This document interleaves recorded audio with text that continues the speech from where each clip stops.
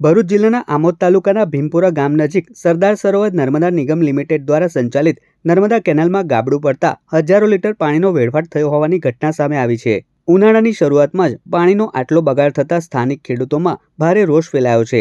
1 વર્ષ પહેલા જ આ કેનાલના ભાગનું રિપેરિંગ કરવામાં આવ્યું હતું, છતાં હાલમાં ફરી ગાબડું પડતા કામની ગુણવત્તા અને નિગમની કામગીરી પર સવાલો ઊભા થયા છે। ગાબડાના કારણે કેનાલનું પાણી આજુબાજુના ખેતરો અને ખાલી જમીનમાં વહી રહ્યું છે। ઉનાળામાં સિંચાઈ માટે પાણીની ભારે જરૂરિયાત હોય છે, ત્યારે આ પ્રકારની બેદરકારી ખેડૂતોને ભારે નુકસાન પહોંચાડી શકે છે। આ અંગે કોંગ્રેસના આગેવાને જણાવ્યું હતું કે જો તાત્કાલિક સમારકામ શરૂ નહીં કરવામાં આવે તો તેઓ તીવ્ર આંદોલનનો માર્ગ અપનાવશે। હાલ ગ્રામજનો અને ખેડૂતો નિગમ તરફથી વહેલી તકે કાર્યવાહી થાય તેવી માંગ ઉઠાવી રહ્યા છે।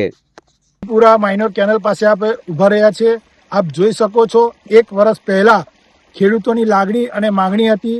ખેડૂતોની રજૂઆતને ધ્યાને લઈ આમોદ તાલુકા કોંગ્રેસ સમિતિ દ્વારા આ જે કેનાલમાં ગાબડું પડ્યું હતું તેનું સમારકામ નર્મદા નિગમની ઓફિસે રજૂઆત કરવાથી એ સમારકામ કરવામાં આવ્યું હતું।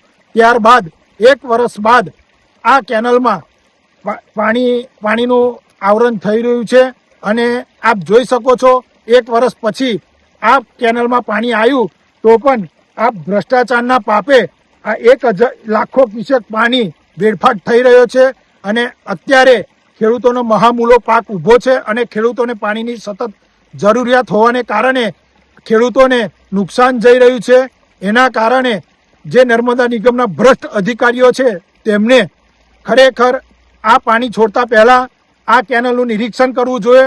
સાફ સફાઈ થઈ છે કે નથી થઈ, ગાબડું પડ્યું છે કે નથી થયું, પણ ભ્રષ્ટ અધિકારીઓએ કોઈ પણ પ્રકારનું ધ્યાન રાખ્યા સિવાય કે નિરીક્ષણ કર્યા સિવાય આ પાણી છોડવામાં આવ્યું છે અને ખેડૂતોને મહામૂલા પાકને નુકસાન થઈ રહ્યું છે।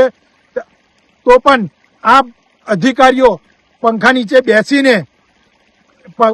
નીચે બેસીને ભ્રષ્ટાચાર જ કરવામાં માંડ્યા છે અને ખોટા બિલો ઉધારવામાં આવ્યા છે। અને અધિકારીઓને અમે શાણમાં સમજાવીએ છીએ કે જો આગામી દિવસોમાં આનું નિરાકરણ કરવામાં નહીં આવે તો એક ખેડૂતની વેદના લઈને કોંગ્રેસ પક્ષ દ્વારા નર્મદા નિગમની ઓફિસને તાળાબંધી કરવામાં આવશે અને તેની સંપૂર્ણ જવાબદારી પ્રશાસનની રહેશે।